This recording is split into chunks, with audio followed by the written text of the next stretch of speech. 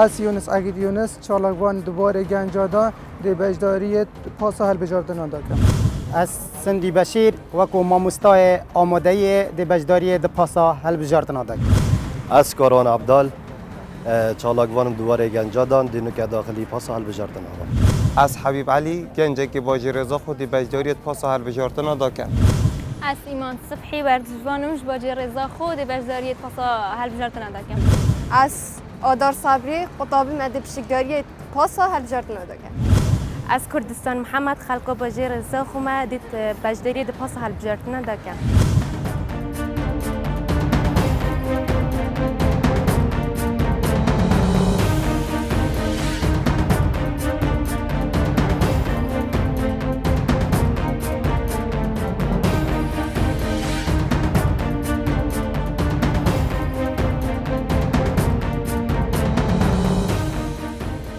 بەڵێ عزیزان سڵاوتان لێبێ خۆشحاڵم لە ئەڵلقەیەکی دیکەی بەرنامەی پاسی هەڵبژاردن هاتوومەتەوە خزمەتتان بۆ ئەم ئەڵلقەیە ئێمە لە زاخۆین بۆ ئەوەی کاندیدێکی دیکە و لەوەش گرنگتر کۆمەڵێک گەنجی زاخۆ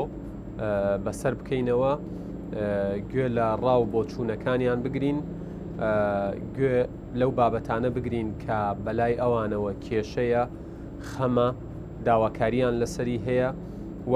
بێگومان دواتریش بزانین پرسیارەکانیان لەو کاندیدە چییە کە ئەمڕۆ دەبێتە میوانی بەرنامەکەمان بۆ ئەوەی کاندیدەکانیش دووپاتی ئەەکەینەوە بە گرنگیەوە لە ڕاو بۆ چوونی گەنجەکانمان بڕوانن وەکو هەمیشە من کۆمەڵێک هاوڕێی ئەزیز کۆمەڵێک گەنج لە ناو پاسەکە میوانمە یەک دەچمە لایەن و ڕاوبۆچوونیان وەرەگرم لەسەر ئەو بابەتانەی کە پەیوەستن بە هەڵبژاردنەوە لەلایەک و بێگومان کە پەیوەستیشن بە دنیابینی و شێوازی بیرکردنەوەی گەنجان و لاوانەوە لە هەرێمی کوردستان بۆ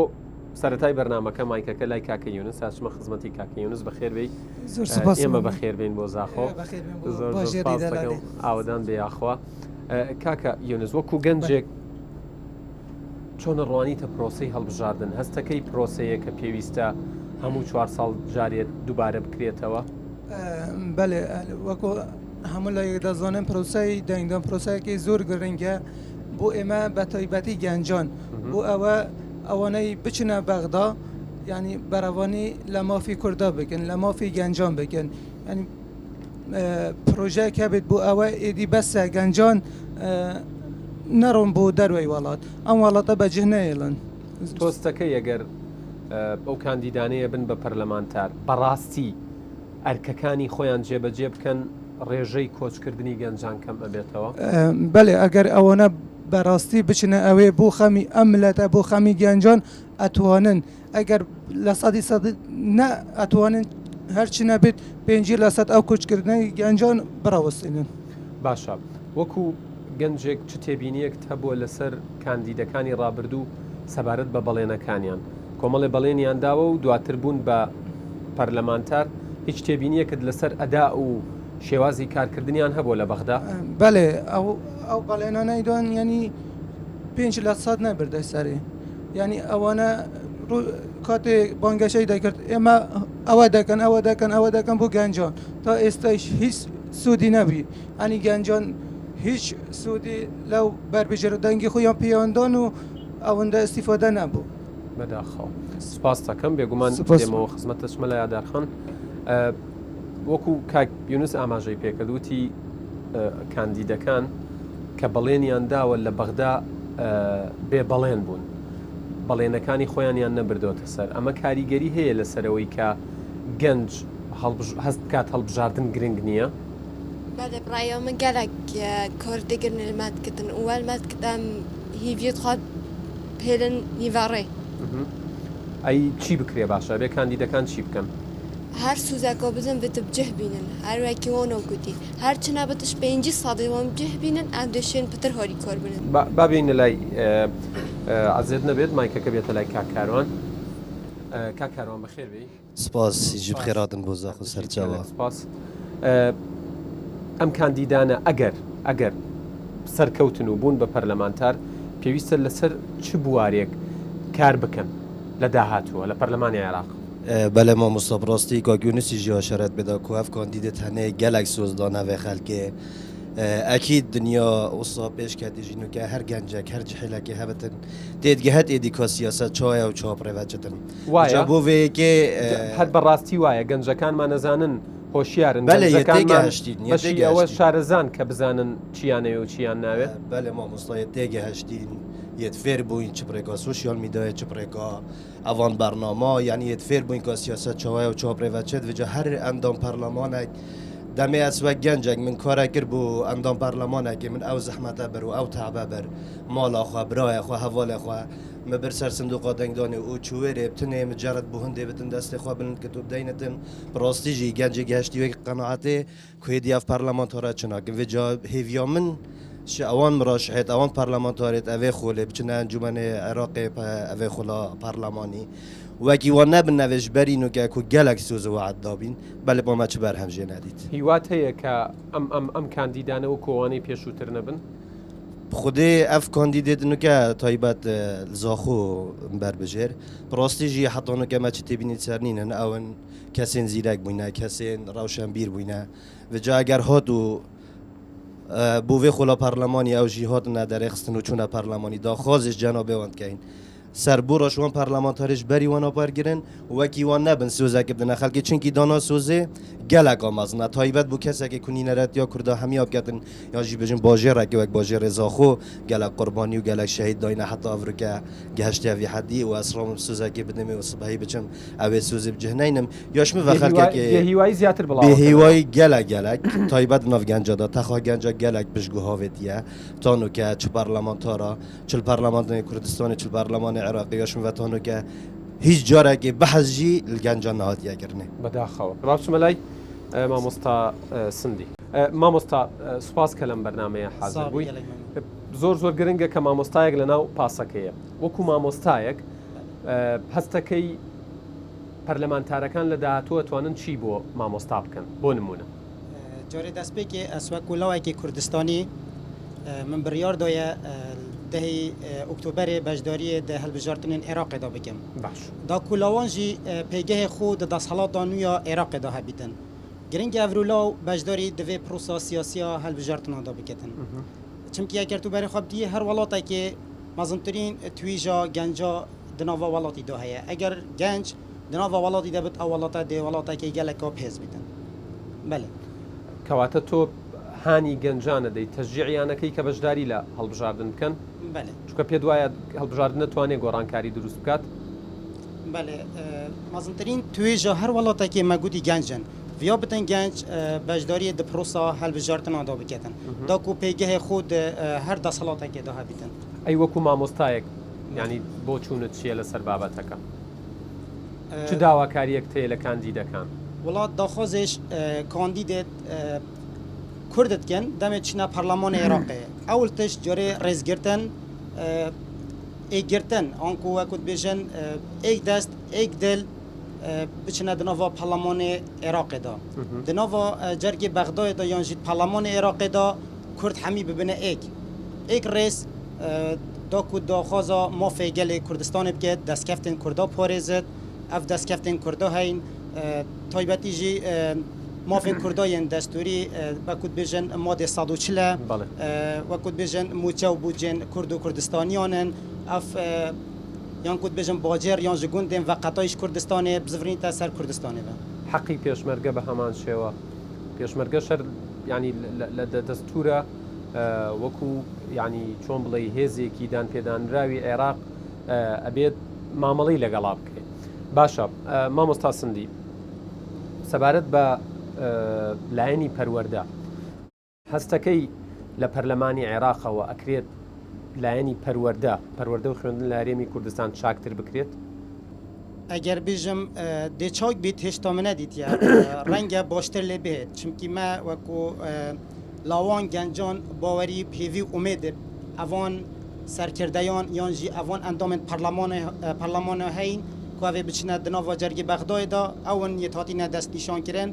همچنین بیشین کساتین هر بحثین هر باجی رکینه یانجی کسین سپورن و کسین گلکی باشن اسوی باره مد کرده پرورده ایجدا دشن هاری کاری اکا باش بو هم خویندکارا یانجی هر پرورده که بهتا گیرن چۆن بکرێت لە چ ڕێگەیەکەوە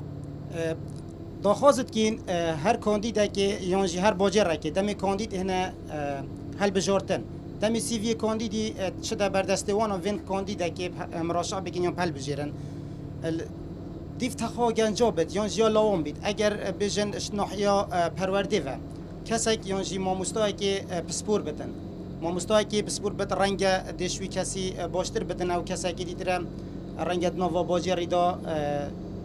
یانجی بیژن کسک بدن کوش بر هنگی نشیای کاری که باش بکتن شنیکا بو پروسا حل بجارتنا یعنی خواه خوشتوی بکت بشیتن دنگ خلکی بدز و بینتن اگه بر هنگی کسک ماموستا بد کرتی پرورده دا کار کرد بدن رنگ باشتر بدن سپاس دەکەم مامۆستاش مەلای ئیمان خان وەکو وەرزشکارێک حزوری هەیە خاتو ئیمان هەستەکەی لە ناو بەڵێنی کاندیدەکان هیچ باسی وەرزش کرابێ مخابنی و یعنی چه پروژه توسانه دانه وردش یعنی سر بخنان تشتاکی بیجن باشە وەکو وەرزشکارێک چ داواکاریەکەت لێیان هەیە متفید یعنی بحث وردش بکن و شتافانی ما بکن سپاس دەکەم ئەچمە لای کاک حەبیب جەنابتان وەکو گەنجێک حزورتان هەیە چەند گرنگە گەنج بەشداری یعنی سیاست بکات بەشداریەکی کارایی هەبێ و بە گرنگیەوە لە دەنگی خۆی بڕوانێت دەستپێکی بخێر بێن برا گەلێکە موهیمە و گەنج بەشداری سیاسەتێدا بکات ئەگەرم بەرێ خۆ ناوان وڵاتە ئەوێت و زەرهێز و جیهانێدا پەتیریا سەرکردێتان گەنجن کوردستانێژی مەکومەکە گەنجن خودان شیانێتین لە هەمی باژێرا گەنجن کوردستانی گەنجن ئیرادەنە گەنجن خودان شیانن بەس مخابنی و دەبێم ئەفلانی سیاسی وال گەنجا کردی کو هستا نشتیمانی گلکا گیم کری اگرم برای خاطر نوک حل بجارتن پارلمان عراق نه بانگشا حل بجارتن گلک لاین دین سیاسی بخواب در فت زانی کو لاین برانبری خواه کرد بشکنه که و اما کاری که خرابه که و زور یا خرابه او نعنی چوالاتا نابید مروف ایهانا گنجه که با جرکی دیب کرد کو کرد همی ایکن مخابنی و آخفتن که کردی هست بیشتر همی کس دشمنی که نکه و جیب خود دشمنی سر خواه یا ما کردایش اوادرز بی گنجت به هیوی بین گنجت به زار بین اگر تو برای خواب دیر ویوالاتی او گنجه همی کوچت کن او جیبولان سیاسی گرد که وی حل بجارتنه ایک برحیت بنسی برای آلای پیروز کردستان و خدمت ویوالاتی بکن ام دلویر حزباتی کن یا درست اگر لوی یک ریز بین نتوانن چی بکن که اگر لویر یک ریز بین 16 اکتبر ند دست بید کرد اگر ویر یک ریز بان موچه و بوچه خلق کردستان ند خطا برین اگر ویر یک ریز بان دا پیشمرگه جی و کو سوپای دید عراق سر عراق و دا موچه پیشمرگه جید بس مخابنی و یک ریزی نه درست نه بیا درست نوکم کلان سیاسی حرکت دیبل بغدا بجد از وی منصبی و ارگرمو یدیدی بده من اف منصبه هبت اف مخابنی و کارساته واتە متمانە لە نێوان دەنگدەر و کاندیدەکان ئێستا وەکو پێویست نەماوە کاکە هەگەر بڕاستی بژم نوکە نەمایە وەکو پێویست بەس آخر یا مهمم گەنج بچنە سەر سندوقی دەنگدانێ دەنگی خوا بدن دا کوردستان لە بەغدا یا پێویست بێت خەڵکی کوردستانê نینەرێتخوا هەبن ئەگەر تو بێژە من دلبەر لاەنێکی سیاسی چە سەر سندوقی دەنگدان ئەزی بێمەتە نەخێر ئەز داکو تاکێکی کورد چم تا 16 ئۆکتۆبەر دووبارە نەبێت دا پێشمەرگە سر سوپای وەکو سوپای عێراقی چاودێریە پێشمەرگەی بێتەکردن هەر بژیت کاک حەبیب زۆر سپاس دەکەم مایکەکە بێتەوە لای کاک یونس کاک یونس هێشتا هیوایەک هەیە کە خەڵک ئاشت بێتەوە لەگەڵ کاندیدەکان لەگەڵ پەرلەمانتارەکان هەست بکە ئەتوانن خزمەتی بکەن بله ئەو سەر کاندیدێت مەدمینێت یعنی ئەو پرۆژه هەی کۆدێشێ چەندت مەسلحەتە بەرژەوەندیە خەلکێ دابێت وەکتی هەندە کاندید هەنە ینی هەر نزانن ئەرکیویل بەغدا چییە ینی خەبەر بژێر کردیە و سەر تیڤیات بێژێت ئازێ هۆکم ئەزێ جادا قرکم قوتابخانە چێکم هەر ئەوەی شێو نییە ئیشیە و نیە پەرلەمانی عێراق هەر ئەو ئیشەوەیە بزانێت دەستور چییە وەسەنە. چیتیا هاتووە وایە. یاسا دابڕێژن هەندێک کاندید بوونە ڕبوت لە دەستی حزبان ئانی دەستی بەرز بینە خۆرەوە. سپاس دەکەم بێمە لای کاکاروان ئەخیر پرسیاری لێ بکەم کاکە کاروان جەنابیشتان هەر وەکو گەنجێ چەند گرنگە بەلاتەوە کە کاندیدەکان ڕێزی دەنگی تۆ بگرن بەێ بێگومان گەلێکا گرنگە ئەگەر نوکە من دەنگی خۆدا کاندیدی من باریاخوا پێینا من ئەو باوەری پێدا و دەڤروکەوە چیتە پەرلەمانی عێراقی بەراوانیش من کرد بەراوانیش مافێ مکرد مهمە ئەو ژی ڕێزلوی دەنگی بگێرێت ئەو دەنگی مندای بوون منە دەبژم کاندیدەگمایە هەی غێر عشیرە ئەس غێر عشیرم ئەزێ چوویم بۆ متمانە باری بڤی کاندیدی شیانێت وی منێت دیتین ئەزێ چم دەنگی خودمە ئەگەر هات و سبە یەف کاندیدە هەنێ پەرلەمانی مدی چ نەگر بۆ تایبەت تەخوا گەنجان دووبارەژی دێ بێژم گەنج گەلە تاتین هەمالکردن ئەگەر هات وی کاندیدی چ نەگر جارەکادی هەلبژارتم بم بێگومان من ئەو دلانینە من ئەو هەستەنینە ئەس بچم جارەکادی باریا خۆت کەسێکی دیبینم دەنگی خوا پێ بدم بۆ پەرلەمانی عێراق زۆر سپاس مامۆستا سندی ئەگەر مایکەکە بچێتە لای مامۆستا زۆر مەبەستمە بزانم وەکو دەنگدەرێک چاوەڕێی چی ئەەکەی لە کاندیدەکان چاوەڕێ دیتکەم و داخوازش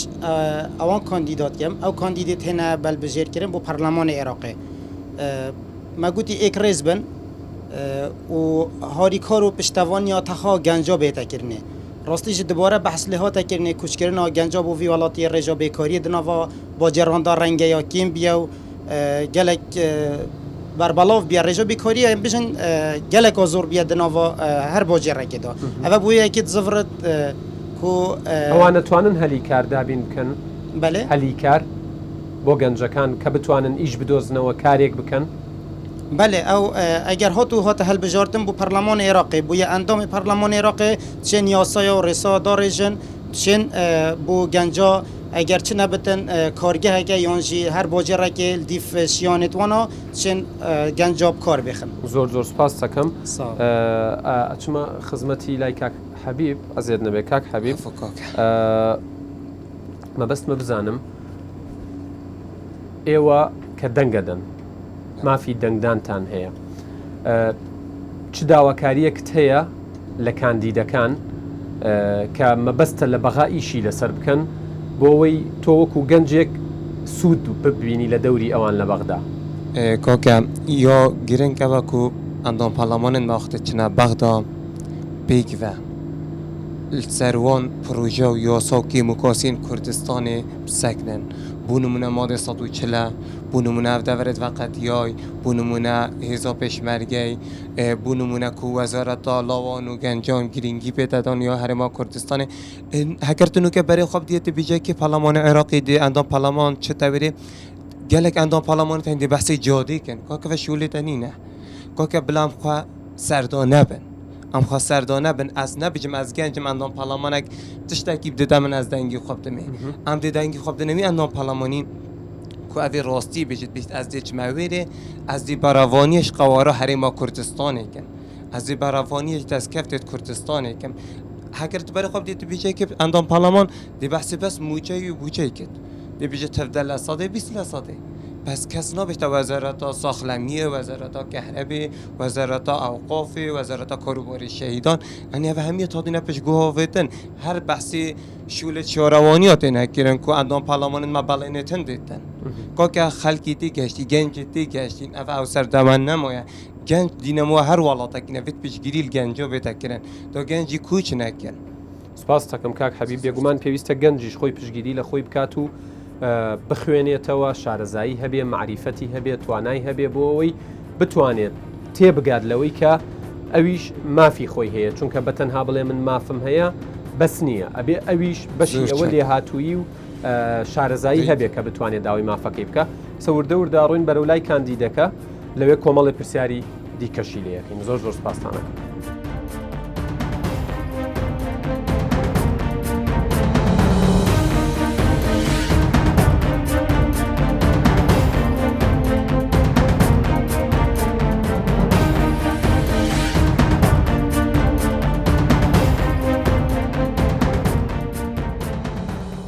بەڵێ ئەزیزان دووبارە سڵاوتان لێبێت هاتوینەتە خزمەتی کاندیدەکە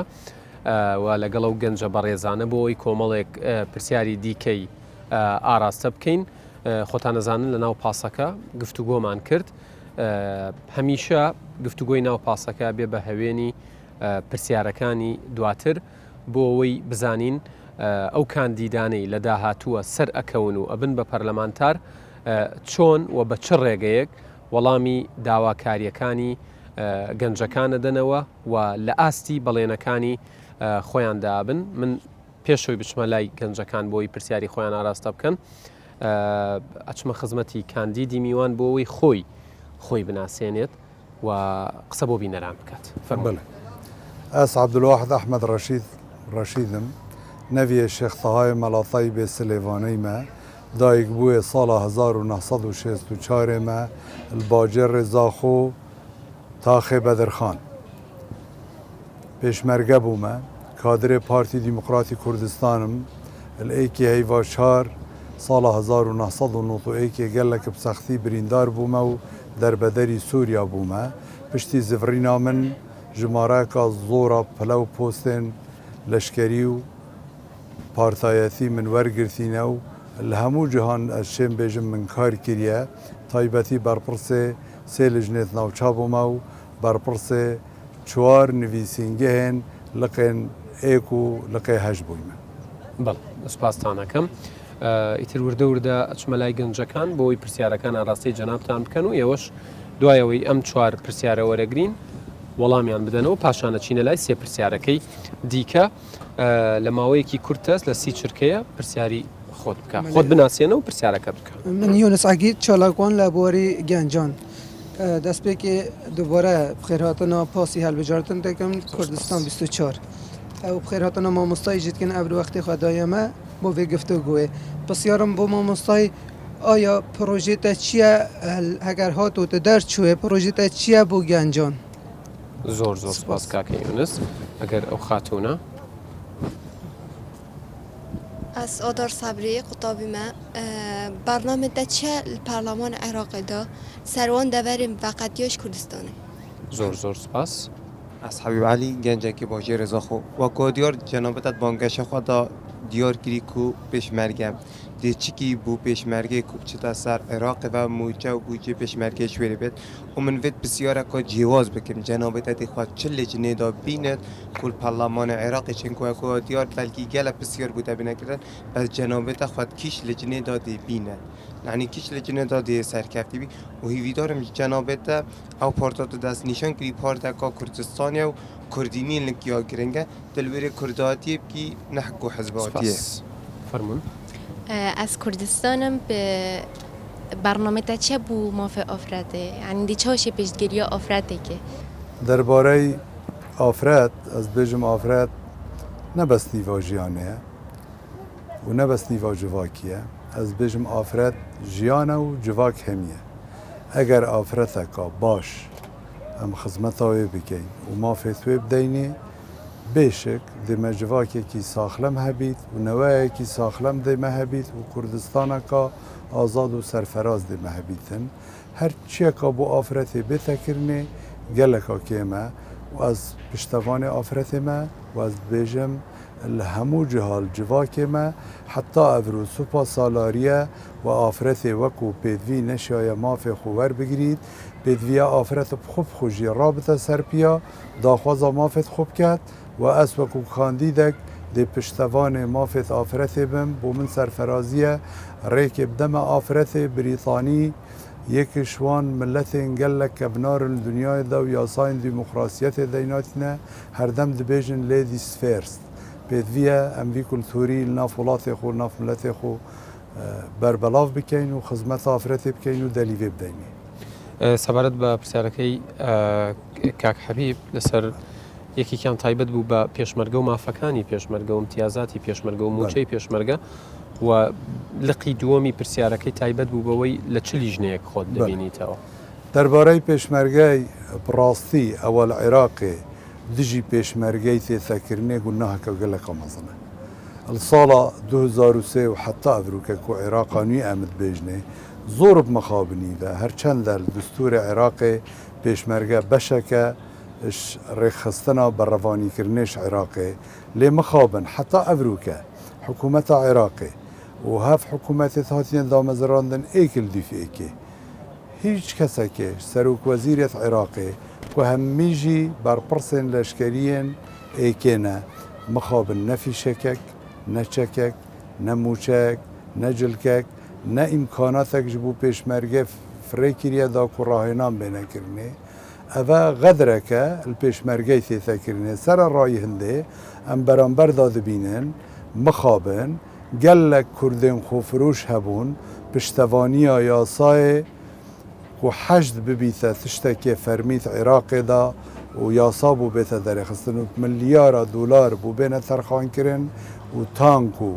طوپ و همر بو بین دابین کرن و چکی سفک و گرانج بو بیت دابین کرن و خلکک الطهران جبیت البر و ثالث وان بر پرصابید بل موچوی اش عراقي بچي ستريقا حجدي رال دمكي دا بيشمرگه قهرمان کو 1700 شهيد دانه پتری 10,000 پیشمرگا جبرین دارن و شاهده گلک شوان شهیدانم کل طنشتا من و رخ و دورت من يث كفثين و همول خيالا مدا و تزرا مدنه مخابن حتى افروكا حكومة عراقي هيش تشتك بو پیشمرگه نكريا و بيدوية الآيندي القوناغا بيت ام هولو بزاوا بدين تایبەتی کتلا پارتی دموکراتی کردستان چکە زۆربەی پێشمەرگەی ئەو پێشمەرگەنە کوتناف ڕێبازا پارتی و بارزانی دا هاتینە پەروەردەکردن بەلێ ئەڤروکە پێشمەرگێت هەموو کوردستانێنە نە پێشمەرگێت پارتی دموکراتی کوردستانن پێشمەرگێت پاراستنا کورد و کوردستانیانن بێ خەباتێ بوو بکەین مافێت وان یەت دستوری یەت یاسایی چاوا هاتینە خوارێت بودجەی دا یاساین بودجه عراق دا بتایبەتی وید مایی که سال 2021 و اوه مخابن امنیزی که هیوا ده بوین حتی افروکه جی هیچ دینارک حکمت عراق بو پیشمرگی نفره کریه دمکی ده ملیار دلار بو حجد مزاختی باشە کە ئێستا حەشت بووە بە ئەمری واقع ئێوە لە پەرلەم ئەگەر بچنە پەرلەمانی عێراق ئەتوانن چی بۆ پێشمەرگە بکەن؟ بله اگر ام بچنه برلمان عراقی ام ده همی هولو بزاوت خودین و او خلک باوری پنده هی که عراق که دموکراسی یا که همو تاکت عراق مافت خود دا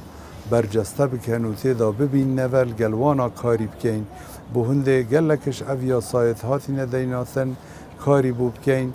کنترول بکن ریگ بخین ام نا بیجن حشت بلا بهلوشیتن ام بیجن پیدویا حشت بیتا ناف لشکر عراق دا و بیتا ریخستن و ریک پی بیتا دانه بله حج ببیتا ملک عراق حج ببیتا بریارا عراق حج نولایی بیتن نولا آوی بو هندک دولت اقلیمی بن نکو تنه دجی هرما کردستانه بلکو حجت گلک جارا یا هرشل جواتا وزیرت عراقت کت یا هرشل سروک وزیرت عراقت کتن مدویتن حجت بشوایی که بیت ریخستنه کو سروک وزیر عراق بریاروان دسته ویدا بیتن نگ بیوی بزاوه بکن یانج دجی جنابی وی بو دجی حکومت عراق بزاوه بکن باشە پرسیارەکەی ئەدارخان دیارە بە شێوە گشتێکە پێیوەست بوو بە مادەی ١40ەوە و بۆ ناوچە دابڕێنراوەکانەوەی لە دەرەوەی ئیدارەی هەرێمن تر کەرکووکە و شار و ناوچەکانی دیکەوە ئەتوانن لە پەرلەمان چی بکەن لە کاتێکە بەشێکی زۆری عەرەبەکانی عێراق ڕەئیان وایە کە مادەی ١40 ئەڵێن مادە مەیتە ینی مادەیەکی مردوو و کۆتایی هاتووە از مخابنی بده بجم او مجی العراق راستا گهورینا العراق 2003 چه بود بس او مشکه نوکه اداره عراقت کت همان مشکه بره داگیر کرنا عربیه بو دورین کردستانی اما کێشەکەی گرفتا میا سرکی الویره اگر بیتو خلقك هبیتت ناف عراق دا کوهاری کار بیت پشتوان بیت امجدل عراق کا دموکراسی آوا بکن او دلیویا هی و ماده 140 جیبه بکن نخاسمه ماده 140 اگر ام بین بر خود نه او دورت وقتیای در و هرما کردستان که آزاد کردن و دست داعش در خستن خوینا 1700 شهیدین پیشمرگه او عرض آزاد کرد. پیدوی بو پیشمرگه و کرد و کردستانی بین پاداشت کردن اجلای عراقی و نک تانک و طوپ و لشکر عراقی و حشد شیعی هرشه بکت و هرشه بکت و پیشمرگه شهید بکت و اوان دور دروی هرما کردستان داگیر بکتن. ام ده بزاوه بویش هنده که این حکمت آبید حکمت که وصابیت نوینراتیا همو عراقیا بکتن والگل هنده براوسیتن که اف قناغت خرابت عراق در باز کرین که هیچ عراقی اکتیدا مفادارینه نبتنه خلق هرما کردستانه بلکه همو مال و ثروت و ملک عراقی بلاشت چیتن و خلق الوضع کی گلک خراب داد جیتن البغدا اگر تو برای خوب ده زور مخابنی و رجا هجاریه گلک آبرلنده البصره خراب تره میسر جارات گوتنه الربعین آنکو دایکا دو بهارا زور مخابنی و نوکه بیه دایکا دو جهت خرابه. باشە پرسیارەکەی کاگیونە سەبارەت بە پرۆژەی کاندیدەکان بوو ئەگەر ببن بە پەرلەمانتار لە داهاتوە بۆ گەنجان چونکە لە ناو بەڵێنەکانە کەمتر ینی وشەی گەنجە بینین. بله از بێژم گەنج داهاتوێ ئەوی وڵاتینە پێدویە کەسشمە گەنجاش بیر نەکەتن بەس دەچوان خزمەتا گەنجا کەین یاشمە گرێکا کورەل کویڤەیە بێتەن بچن وێ گرێکێ بکەین گرێکا کورە یا توێرێ دایە ئەگەر ئەم بشێن شایستەین داراییەن هەرێما کوردستانê دەست xwe bînin û بۆ herêma Kurdistanê veguhêzîniş bexda em dêşên gelek delîvên karî bû genca peyda bikein geleka ji genca damezrînin û gelek rêkê dîtir jî kê tên ji bilîvê em xizmeta genca bikîn. Bû nimûne yekî ji projêt min ew e eger ez bigeh me berlemanê Iraqê bi hawkariya fraksiyona me ya Partî Demokratîk Kurdistan dê daxwazê حکومت عراقی که مجلایکی و البرلمان عراقی که مجلایکی دیتر و چون که الگوره دستوری سنور عراق پیدوی عراق هاوکار بید بو پاراستنا و سنور روزانه امید بینم پککه یا خرابکاری که آمازانت کرد و بوم سیناریو که در خستین کوان و ترکا شره و کچی ام بر خود دینه اوه چندین مهد بردوامن چو شرط ناو بینا هر دو کادنینه تنه تقیه های تقا هر دو کاجی السر هاولاتیت ما چندین هاولاتیت ما شهید بون چندین هاولاتیت ما بریندار بون خلقی که الوا سنورا تایبتی القضا باطیفا و ناحیا بیگووا و الناحیا کانیماسه اگر ام بر خوب دینه روزانه گلک دربت مازنف خلقی متکبن الدورا سندیا اگر ام بر خوب دینه خلق مال و ملک و باغ و بیستانت خوب جهیلان کب $100,000 لمزاخت بون لمخابن او درامته افروکه یه به خدانه گلک ابسانه هیه چوا بو حجد موافقت کرن $100,000 انسانا بکنه خدان موچه و خدانچک و سلاح و تانک و افه عراقت شیطن او دهات البردست عراق هی گلک ابسانه هیه بو ما 4 لیواین پاسوانا زیده بکد بله مرجع هنده و اف پاسوان سنوری خلقی ویده وری بن خلقی واسنورا بن خلقی قضا سیمیل بن قضا زاخو بن قضا باطیفا بن ناحیا کانی ماسه بن دا که اف خلقه باشتر ده عرض خوب پارزیتن اف خلقه حاضره اف گنجایت حاضرن گنجایت ما حاضرن خوینا خو قربانی آخا ولات خو بکن بس ویت ام موچی بو پیدا بکن ویت چکی بو پیدا بکن ویت جلکی بو پیدا بکن ویت راهنان بو پیدا بکن دا کوی آماده بید بشید به خدمت پیشکی بتید ویده میجدا من صد باوری هیا که اف گنجات شین هم ریکل پککی بگیرن و چو هیجتاش بو دولتا ترکی یان ایران نهیلن کجا رکا دیتر وی رنگی تعدا و ظلم و زۆری خەڵکی مەیە کورد و کوردستانیا بێتەکردن. ئەی باشە چی بۆ گەنجەکانەکەنەوانەی کە دەرچوو خەریجی زانکۆکانن پەیمانگەکانن بەڵێ ئەوانە ڕەنگە نەتوانن یان نەیانەوێ ببن بە پێشمەرگایان چەک بگرنە دەست ڕەنگە بیانەوێت لە بواری خۆیان پێش بخەن بۆ ئەوانە چی بکرێ باشە. دەینمە بیرا جەنابێتەر ساڵا 2009 2010 2011 2012 حتا ساڵا 2013 ساڵانە 5-6 گنجت کردستانت هات ندامزراندن بو چه؟ چونکو بشه بودجه هرما کردستانش بغداد هات الدمه برینا بودجه سال 2014 مها کشلای مالکی و شویره و هر و دامزراندنی اف زحمت کتی بوچه چونکو اوید هاتین دامزراندن حتی تو شایستین و این دارایی رکا هرم ابتنه را پیداد که گلک بارکی گرانه و یه سخت جکشی دمکی ده همو شایستین دارایین عراقی تینه مزاختن تنانت موچه و خلکیت هاتا مزاختن اوید کل جیر دا صلاة داعش اجدا بینما امبر خود دینه ریک نت هاتا دانه که موچه هرما کردستان بیت دابین کرم بجا هرما بیتر اگر مشیا مافت روایت گل کردستان البغدا و بطایبتی شایسته دارایی هم دست و بینن درگه که گلک برفره ده و بیتن بو گنجت ما بطایبتی اوین در چوین کولیجا و اوین در چوین پیمانگاه ها و در چوین آماده یا و بشین بین دامزراندن بشکش و بشکی دیتر جی بوجانوک پیشکفتنک دید بواره آبوری دا پیدا بید دی کارگه اینا چه کرنه او بودجه دی گله خدمت کرد ایشو کار دی و بین بشکی مزانش وانجه دی کارن تایبت الگل کمپانیا کن که دی ایشو کار برفرهتر بیتن همو گرفتیت مید کردستانه یه هرما کردستانه از براستی کردت کمه و مدو کشت سرکی الگل عراقین یک مثلا کردستانیت و نتواتیا مه و مثلا جغرافیا آخا کردستانیه پیدویه ام ویچاره سرکنگل حکمت عراقی اوه یک همین خالا دوه اگر ام شایسته این هرما کردستان وکو پیدوی امش عراقی ورگرین و بشین سر حکمتانی فرض بکینه و اویش جیب جیب کت نوکو نوکه و یاسای بودجه سال 2021 لی بیتن خوب پیوماندی بکین و بنویسین و تومار بکین دماهی که ببیته مرکب سر کاغذ و چطوش نه تجربه کرنه و اوه هیواده حتی نوکه هیچ بودجه بو هرما کردستان نفره کنه بودجه پیدویه بینین داکو ام بشین خدمتا گنجاب کن لاواب کن اوه لایک لای دی ویت ام بشین درگه وزارت ورزش و لاوان یا عراق ام بقوتین داخوازی لبکین مافد گنجت هرما کردستان جی که هی که مفادار بنشوان شیانا او شیانه اشپشقا گشتیا همو میزانیا عراق تین را کرنه بله هیچ بشه بودجک بو ورزشوانت ما بو هنرمندت ما بو روشنبیرت ما نای تفریه کرنه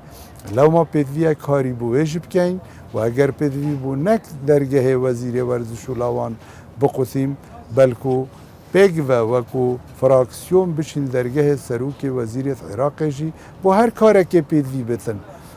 واجب مایا ارک مایا اگر ببینه برلمانتار املویر سرباز بین پیشمرگه بین خدمتا همو تخوچینت کردستانیم سپاس دەکەم ئەچمە لای مامۆستا بۆی پرسیارەکەی ئاراستە بکەن. از سندی بشیر بسیار من جناب مامۆستای ئەوە ئەگەر هاتو الپەرلەمان عێراقی دەرچوو و یا ئەندامێ پەرلەمان عێراقی پرۆژیوی چییە بۆ شەهیدên کورد و کوردستانê تایبەتی شەڕێ داعشê از ایمان صبحی بسیارم اوته چه هیا بو ورجوانت کچ سر است عراقه سپاس. خیراتنا مامۆستایت کەین ئەس کۆران عەبداڵ چالاکوان بارێ گەنجان دا gelek cara مامۆستایت ڕاگاندنا خدا گوتی ئەمە gelek قوربانیت داین و ئینشەڵا پەرلەمانی ژێ ئەگەر هاتووە ئەم دەرباز بووین دێ قوربانیە داین ئەرێ ئایا مامۆستای چ بەرنامە هەنە بۆ پێشلکردنەوەی دەستوری ئەوێتانوکە هەم کورد هەتانوکە پەرلەمانتاری مەتانوکە کۆل سەرکردینە و تۆنکە نەگەشتنە چ نەتیجە gelek لە پرسیارەکەی کاکاروانەوە دەست پێ بکەین ئەو پێشێلکاریانەیە کە دیارە هەمیشە وترێت دەستوری عێراق دەستورێکی خراپ نییە بەڵام جێبەجێ نەکردنی خراپە وەکو خۆی بە تایبەت ئەوەی لە بەرژەوەندی و لە ساڵحی کووردە. از gelek پڕۆشکاوی بێژم ئەگەر ئەم هەموو کورد بچینە بەرلەمانی عێراقی گورەی ئەوی یاسایی و gelek غەدرا تێدا لە هەرێما کوردستانی هاتیەکردن و هەموو کوردستانی هاتیەکردنێ و ئەف ڕێژا کورسیên بۆ هەر پارێزگایەکی هاتینە داناتن دیف پسولا ئازوقەیە وزارەتا پلاندانانە عێراقی هاتیە داناتن و عێراقی داناتین ئەگەر ئەم بین بەرە خودنە ڕاستیە هەبوونا vê jimara ئاکنجیان بتایبەتی پارێزگەهên باشوورە عێراقê dê bere xwedeyinê endam berlemaneke li wêrê bi jimareka kêma denga bîte berlemantar bû nimûne berlemantar hebûye 500 denga yê bûye berlemantar belê li parêzgeha Duhokê کمترین برلمانتار احتمالا 16 و 17 هزار دنگا یلا بشید ببته برلمانتار القونا غابوری ما خلق هبو 13 هزار دنگی نبونه برلمانتار اره اوش کره هاتیه شوی غدری هاتی کرن دابش کرنا کرسیال سر پارزگاه بویا جی او کرسیت بو پارزگاه هتمت هرما کردستانه هاتی ندست نشان کرن جماروان گلکا کیمه او کرسیت امد شنجل دورن وقت یا جب دزوید وقتی تنه سروان کرسیا جمارا کرسیین کردال برلمان عراقه او پری که مزیده بنا بینا 5 حتی 6 کرسیانن پسیارا من اوه از دوی پسیاره کم اره ام 6 کرسی دیشین شر 269 کرسیا بکن هلبت گلک شرکی دجواره گلک شرکی گرانه بتنه بصحبتك یانجه كرد كمينه بوتنه که بله کمینه پیدویه عمل واب نمایاب گرین بطایبتی بریاب و مجلس اتحادی بیت درست کرنه کل و مجلس اتحادی توازنک هبیت ناف بین کردان و سنه و شیعه ده و هر سه کن و نرد خواه بن و هر سه یکسان بن و او دستوری یا پسند کری اگر ام بشین الگوره دستوری اوه مجلسه زندی بکن که مالکیت وقت خدا و حکومت دویو را و لیستین شیعی قبیل نکری اف مجلسه هنه بیتا درست کرنه بدیت نامن دوه کشه همشین چاره سر کن و گلک او خالن که پیشه لا دستوری هاتیه کرنه ریکل بیتا کرسن بله بی اف مجلسه بی کو کردان و نره خود و مجلسه ده هبید و مافه دنگدان وکو ایک هبن که عراقانی سروی هاد بو بنیادنان لمخابن براین شیعه سر بنیات پثریه و کمتریه کارت کن نه توازن هلاینه نه توافق هلاتنه و بوی رنگیجه اگر عراق بچید براستی از بجموه نه کسی شیطت عراق دا بجید و نه شیعه چین حکمرانی العراق بکن و نه سنه جبتنشین حکمرانی العراق بکن نه کردی جبتنشین حکمی العراق بکن چاره سریا اوه کشه بدانانا اوه جواتیه که یکسان مافت و پاراستی بن دستور سرور بیتن و ریک ندد هیچ لاینک پیشه لا دستوری بکت ویدمی دیتنامن عراقی همید آسوده بن و دیت عراق که دیموکراتی یا پیشکفتی داشت باش پرسیارەکەی و خاتونە سەبارەت بە وەرزشکارانی کچیان ئافرەتان بوو دەست پێک ئاخفتنا خۆ من بەحسێ هەندێک کرد ئافرەتە بگشتی وەکو پێدوی مافێتوێ نەهاتینە بەردەستکردن بێشێک وەرزشوانت ئافرەتجی پێدویە پتر خەمژێ بێتە خوارن پێدویە پتر پشتەوانی بوو بێتکردن پێدویە پتر هاریکاری بوو بێتکردن و بدیتنامەژی هەموو ئەو کارێن نوکە دژی ئافرەتا تێ نەکردنێ ئەنجامێ هەندەیە و هەندێک لایەن یەتڕێکا ئیسلاما سیاسیدا ئەوی کاری ئەنجام بدەن و ڕێکل ئافرەتێت گرن کەچی پێدویە ئاینێ پیرۆزێ ئیسلامێ گەلک بەرز و بلندتر بێتە ڕاگرتن و سیاست پێ بێتەکردن یانجی ببیتە کارێکێ بازرگانی پێ بێتەکردن چگاوا ئەم دەولەتەکە دیموکراسی ئەم ئاوا بکەین سربنامای درستت پاراستنا مافت مروی شکل دانینه ده او و آفرت دلیوه هبید که پتر چالاک بید پتر بزاف بید نک بس پنت بواره ورزشی دا بلکه بواره روشنبیری دا بواره هنری دا بواره جواکی دا حتی بواره لشکری دا ما نمونه جکت هین دم ما وکو کرد و کردستانی و هرما کردستانی و وزارت پیشمرگی دلیوه وکری بو کوچت کردستانیا که رول خوب بینن وکو پیشمرگه مدیتن کچکا وکو کوچرخانه هاتا خلات کرنه اشلای امریکا و یکش و پالوان و قارمان چر دجی داعش بویه اره اگر دلیوه پیدا ببن چند کچه زیرک دیت وکو جناب ویده پیدا بن چند افسر دیتر ده پیدا بن ده بشک ورزشکار پیدا بن هنرمند پیدا بن پیشمرگه ده پیدا بن همو بوارکی دا ئافرەت دەشێت ڕوولەکی گەر بە کورتی وەڵامی پرسیارێکی مامۆستا سندیش بیتەوە سەبارەت بە شەهیدانی جەنگی داعش بەڵێ مثل دست پی که بیجم شهیدت کرد و کردستانیا یان اونیت عراق شهید کرین قوناغت بری هنگه چل ایلوله چل بری ایلوله جل شورشت بارزان ایک و دو سه و چل شورشا گلانه و چل انفالا و چل سرهلدانه همو شهیدت ما او شهیدنا ید بهرا پتر عراق شهید کرین و کومکا شهیدت دیتر جمخابن پککی ظلم و غدر یالوی ملتی کری و تعداء الخلق ما کری بهزارها خلق ما ادای شهید کرن ام بین وید ماهی کیجی سرا همو عراقه و پاراستنا همو عراقه پیشمرگه دست پیش خربویه پیشمرگه او ناو دجوار تروریستی داعش و مزنترین ریقراو تروریستی دنیای پیشمرگهش کن خوشحالم جی شرفه هنده برمکفت اج پیشمرگه بومه شر داعش دا والسنگر پیشیه بومه گل حوالت خو سر رای کو جماره که زورا خلکی وی باجری نبس خو بخش بونه او خو بخش بونه که هیچ موچه که حکومت هرما کردستان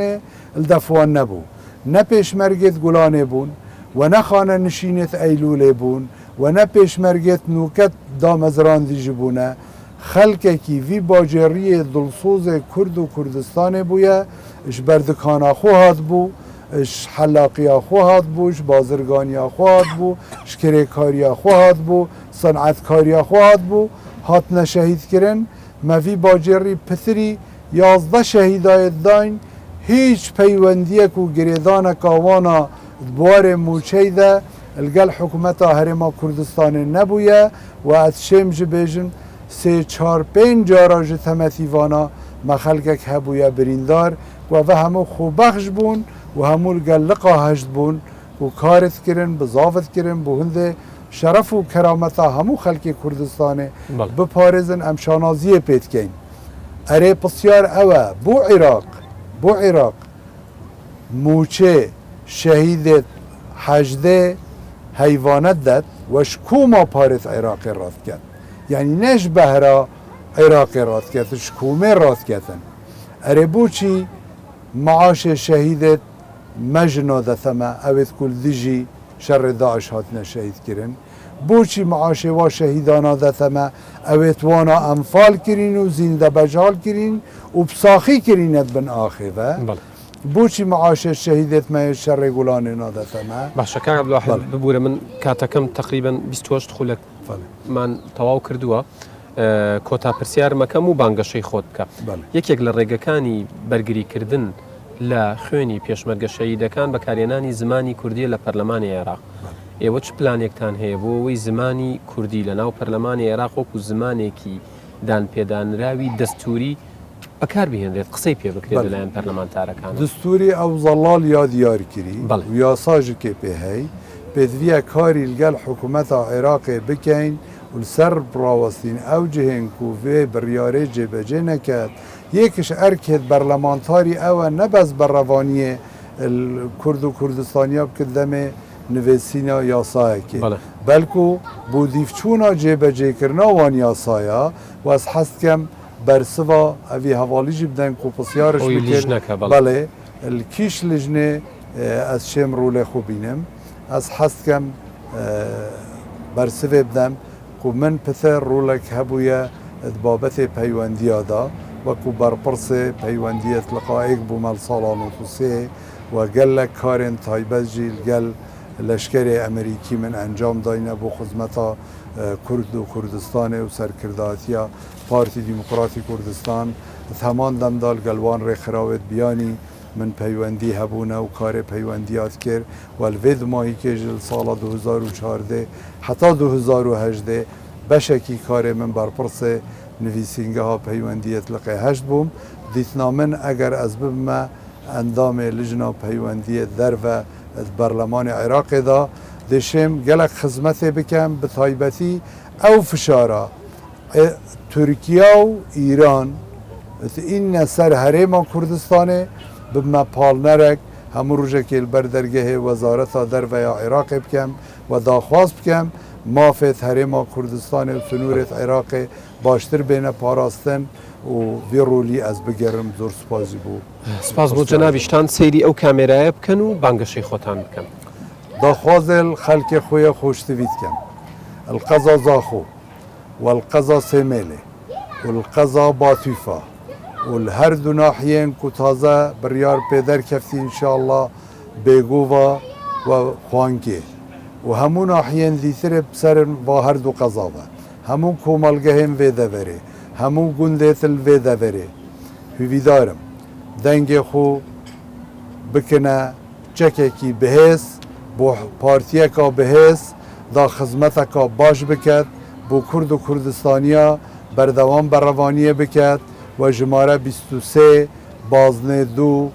زاخۆ و سێمێل و باتویفا ji bîr nekin roja dengdanê û zor spas bûye û her hwînim pişta me milletê me germe we bêy milletê me kesekiş me neçû tişte û kes nabîte tiştek hêza me ya li def milletê me. زۆر زۆر سپاس بۆ جەنابتان کە کاتی خۆتان بەخشی سپاس بۆ ئەو گەنجانە بەڵێ ئەزیزان لێرە لە زاخۆ ئەم بەرنامەی پاسی هەڵبژاردن کۆتایی هات ئێوە و کوردستان لە ئەمانەتی خوابن خواتان لەگەڵ